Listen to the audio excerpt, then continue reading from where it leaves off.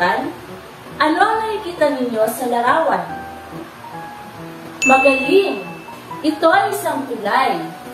Ano naman kaya ang gamit ng isang tulay? Tama!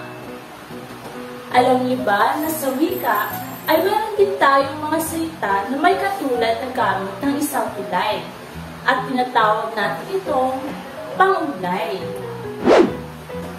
Ang pangugnay ay salitang pangkayarian na nagkakabit o nagdurugtong sa salita sa iba pang salita. Nagiging mas mahulay ang paglalahad at nagkakaroon ng mas malalim na pagkaunawa sa isang akda kung ang iyong bibigyan ng pansin ang mga wastong pangugnay na ginamit dito. Maaari natin itong iuri sa tatlo. Una ay ang pangatwid or conjunction sa wikang Ingles. Ito ang tawag sa mga kataga or salitang nag-uugnay sa dalawang salita, parirala o sugnay na pinagsunod-sunod sa pangusap.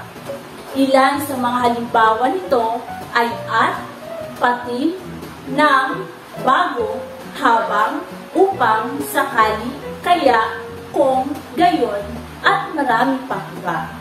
Pansinin kung paano ito gamitin sa pangusap.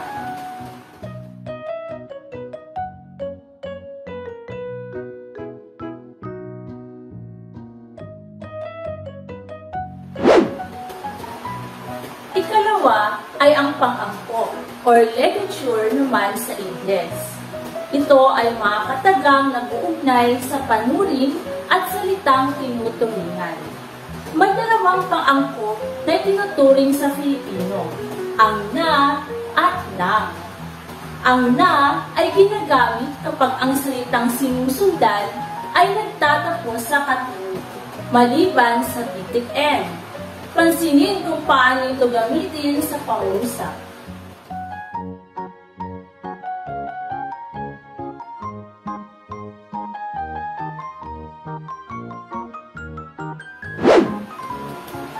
Ang huli naman ay ang pang-ukol o preposition sa wikang Ingles.